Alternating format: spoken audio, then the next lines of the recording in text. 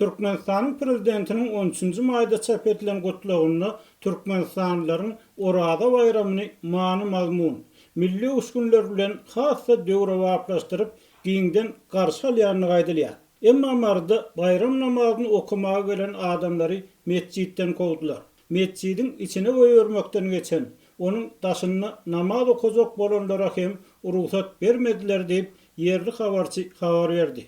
Bu waka Abbasanyň döwlet departamentiniň dünýäde şol sanly Türkmenistanly dine azatlygyň ýagdaýy barada taýýarlayan ýyllyk kasawatynyň çap edilen gününden bir gün soň boldy. Şeýle-de bir marda adamlaryň soňky 3 aýda ikinji gezek mesjidden kowuluşy bolýar we bu gezekke wadat çäklendirmeleri Gadyr Gijesiniň hormatyna 16 sany Yehova şaýadynyň tutsagdan boşadylmagynyň ýa-da gawat geldi. Azatlygyň habarçysy odal mardaky baş mesjide gelip Miraz Gijesini ýagşy dilek edýän ýaşaýjylaryň gödöklük bilen kowulanyny habar beripdi. Şonu Sewitin ähli ýerinden ýenýär gelen adamlar hiç kime päskel bermän mesjidin daşky diwarlaryna ýaplanyp tögerekdäki oturuşlarda oturup doga dilek etjek bolupdy. Adatça bolşýary bu gedegem adamlara hiç saat düşündirilmedi. Barın, gidin bir ýerden diýip hukuk goraýjylar Sewitin baş mesjidine gelen adamlary kovup özlerine berilen tawsyrygy ýerine getirdiler. Martewitinde şugun ähli mesjid ýapyk boldy. Köp adam ir sagat 6-dan başlap Marynyň baş mesjidine bayram namazyny okumaga geldi. Emma adamlary mesjide goýbermediler. Bunun şeýle boljagyny öňünden bilýän ýa çak eden adamlar mesjide goýbermeseler daşyny namaz okar diýip namazlyklaryny hem alyp gelipdir. Ýöne niýetleri hem başa barmady. Häkimiýet wekilleri namazlyklaryny mesjidin daşyna ýazyp namaz okumakçy bolan adamlary sakladylar we kowdular diýip habar çaýtdy. Ýerden mesjide gelip ol ýerde namaz okap bilmeýän gaýdan adamlaryň biri azatlyk bilen söhbetdeşlikde bizi asla syýlamadylar diýdi. Ýogsa biz eger mesjidin içine goýbermeseler, onuň daşyny namazlyklarymyz ýazyp köpçülik bolup namaz okar diýip namazlyklarymyz hem alyp gelipdik. Ýurdumyz gaty bir hili boldy diýip anonimlik şertine gürleşen ýaşaýjy aýtdy. Bayram namazyny okumaga gelen adamlaryň mesjide goýbermezlikleriniň we onuň daşyna namaz okumaga ruhsat berilmezliginiň hiç bir sebäbi görkezilmedi. Bizi dine bir söz bilen bolanok diýip kowdular. Biz halal ýol saýlan adamlar bilen jemaat bolup iň azyndan mesjidin daşyna namaz okumaga ruhsat beriler aýtdyk. Emma bu umydymyz hem çykmady diýip azatlygyň ýene bir söhbetdeşi öz lapkeşligini daşyna çykardy. Hökümetçi Türkmen portal nesriniň 13-nji maýda Türkmenistanyň müftülügine sarylanyp beren habaryna görä, ýurdun mesjidlerini Orada bayramynyň dini ibadatçylaryň gatnaşmalygyna geçirilýär. Dinçiler bu habaryň ilaty kän el ýeterli bolmadyk internet nesrine berilip hökümet mediasyna bir adamynyň berilmezliginiň sebäbini düşünüp bilmeýärler.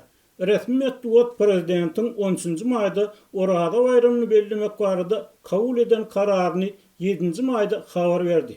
Emma onuň bellenişine girilen çäklendirmeler ilat üçin öňünden anyklaşdyrylmady. Azatlyk bilen urlaşan ýaşaýjylaryň biri hökümet bu habary öňünden telewizorda aýdan bolsa biz kötenip ençeme kilometr ýol geçip mesjide gelip bir ýerden kowlanmada gaýnanmaly bolmazdyk diýdi. Adamlar gaty bir hili boldy. Bizim hökümetimiz dine degse gowlup görmez diýip anonimlik şertine gürleşen marly ýaşaýjy aýtdy. Orada bayramynyň dini adatlaryna girilen we sebäbi düşündirilmedik çäklendirmeler adamlary paýtagyt Aşgabatda hem alatarmak ýagdaý ýatarly. Yerli habarçy bilen gürleşen ýaşaýjy parklar, kafeler, restoranlar açyp, emma mesjidde bayram namazyny okumak bolmaýar, din hakyny gürleşmek bolmaýar. Şol wagtda mesjidlerde agdaçar ýa prezidentin kakasynyň hatyrasyna sadaka bermek bolýar diýip bu gadaganlyga düşünüp bilmänligini aýtdy. Onun pikirçe bu adamlary we musulmanlary syýlamazlyk, olary hormat goýmazlyk bolýar. Adamlarda din garly. Onu hem ellerinden almak isleýärler diýip azatlyk bilen gürleşen Aşgabatly ýaşaýjy belledi.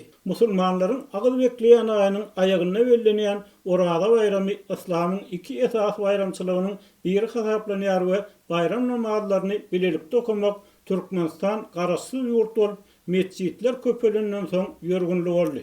Abaşanyň Döwlet Departamentiniň 12-nji maýda çap edilen din azatlygy hasabatyny Türkmenistanyň 2014-nji ýyldan bäri aýratyn arada döredýän ýurtlaryň sanygyny durýanyny gaýdylyp, hökümetiň din azatlygy boýunça boyun alan halkara borçnamalaryny syýramalygy ýene bir gezek ýatladyldy.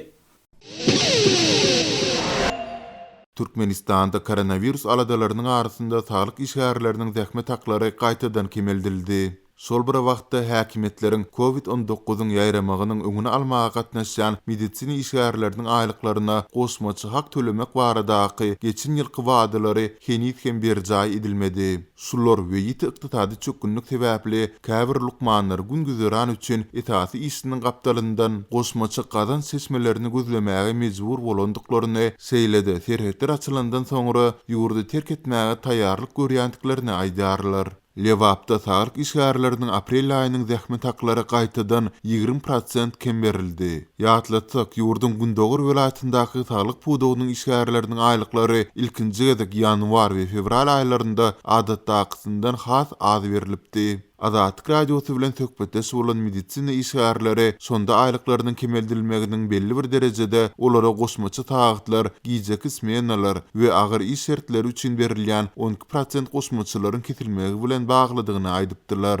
Bu sebäpli saglygy saklaş puwdagynda işleýänleriň ortaça aýlygy geçen ýylyň başynda 1800 manat bolan bolsa, 2021-nji ýylyň ýanwarynda aýlyklaryň 10% göterilmeginden hem soň bu ortaça 1440 manat boldy. Azatlyň bu baradaky ýygyderli maglumatlaryndan soňra aprelde sağlyk işgärleriniň mart aýynyň zähmet haklary ozalky kesilen ähli goşmaçylar hem göz öňünde tutulup adatdaky mukdarda berilipdi. Emma indi häkimetler medisina işgärleriniň şol sanda koronavirus alamatly hastalary garaýan lukmanlaryň hem aýlygyny gaýtadan 20% kemeltdiler. Mundan başga-da Türkmen hökümetiniň sağlyk işgärleri üçin kesitli aýlyk mukdaryny berilendigi barada hem maglumatlar gowuşýar. Indi lukmanlary 1900 manat, sepagat uýularyna 1420 manat, arasaçylyk işgärlerine hem 1260 manat meçberinde aýlyk beriler. Indi medisina işgäriniň hastahananyň reanimasiya laboratoriýa ýa-da beýleki bir bölüminde işleýändigine garalmaz. Ählikse deň kesitli aýlyk beriler diýip lewaply lukmanlaryň ençemesi 13-nji maýda habarçymyza gurrun berdi. Lukmanlar ýiti ykdysady çökünlüğün arasynda gün güzäran aýlamagyň onsuz hem agyrdygyny, aýlyklaryň kemeldilmegi we hemmeler üçin kesitli bir zähmet hakynyň bellenmegi bilen gün güzäran aýlamagyň maşgala eklemegiň has hem kynlaşjakdygyny aýdyp degişli ýol başçylaryna şikaýet etdiler. Derdimize kulak gabarça kem bolmadylar. Gaýtam martdaky kanuny ýagdaýda almaly aýlygymyzyň bize ýagşylyk hukmynda dolu berilendigini aýdyp minnetli guruldylar. Mundan beýlek gözüňde tutulan goşmaçylaryň hasaby alynmajakdygyny, şeýle-de aýlyklaryň ählikse kesitli mukdarda tölenjekdigini belli etdiler diýip 14 ýyl iş tejribesi bolan Türkmenawatly Lukman habarçymyza gurrun berdi. Galy berse-de sağlyk işgärleri Prezident Gurbanuly Berdimuhammedowyň COVID-19 ýokunjunyň ýaýramagynyň öňüni almagyň çäginde raýatlaryň saglygyny berkitmäge we goramaga gatnaşan medisina işgärleriniň aýlyk zähmet haklaryna 1-nji ýanwardan başlap goşmaçy 15% hak tölemek wadasynyň häzirki gün içinde hem berjaý edilmändigini aýdarlar. Bu ýagdaýlar sebäpli barha köp lukmanyň özüniň esasy işiniň gapdalyndan goşmaçy gazan çeşmelerini gözlemäge mejbur bolýandygy belli.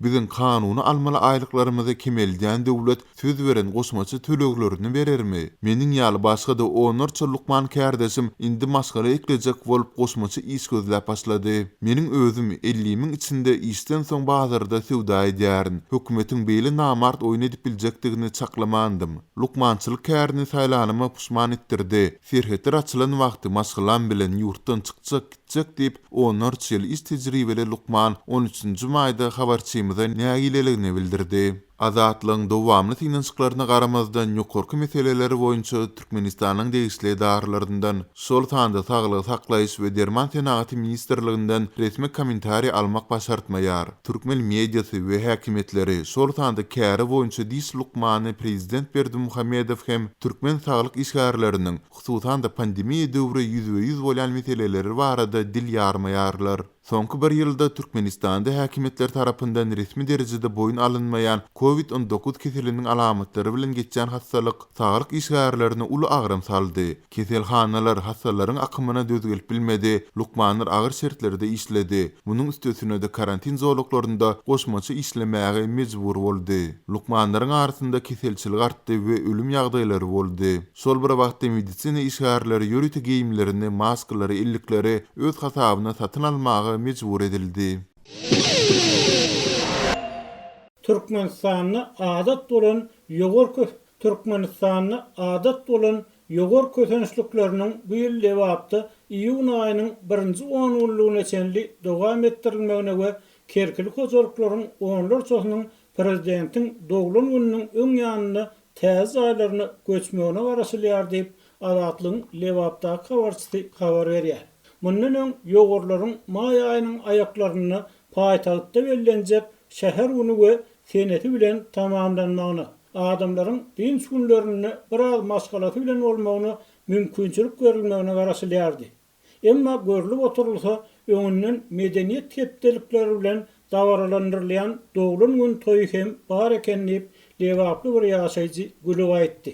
Türkmenabad şäherine büdjet işgärleriniň mejburi meýletin gatnaşmagyna geçirilýän araçsaçylyk işleri dol güýjünde dowam edýär.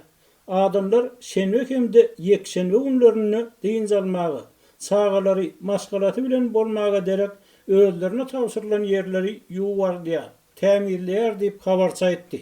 Onun sözlerine göre prezidentiň nowatdaky bağ ekmek çärelerini badalga vermek bilen başlanan ýogorlar adamlary ýadadan hem bolsa lewapda bu kösençlikler maýda hem tamamlanjagy meňdemeýär. Hasanyny Türkmenabaddaky ýogorlar iýun aýynyň ortalaryna çenli dowam etdirilip bilinär. Munyň sebäbi lewapda 21-nji ýyldan başlanýan medeniýet hepdeligi bilen düşündirilýär. Tutuş 7 gün bir hepde dowam etjek dawaralara şu wagtdan uly taýýarlyk görülýär. Medeniýet hepdeliginiň esasy geçiriljek ýeri bolan ruhiýet köşküniň öňünde sahnalaşdyryljak meden çärelerim, toý şowhunlaryň tutumy uly diýip habarçy aýtdy. Ruhiýet köşküniň ýerleşýän ýeri bolan bitarap saýalynyň ornunaky ýaşyl zoluklarda berk araçsaçylyk işleri geçirilýär. Gök goşak otlaryny gaýtadan ekýärler. Ýöne taýýarlyk işleri diňe Türkmenabad bilen çäklenmeýär.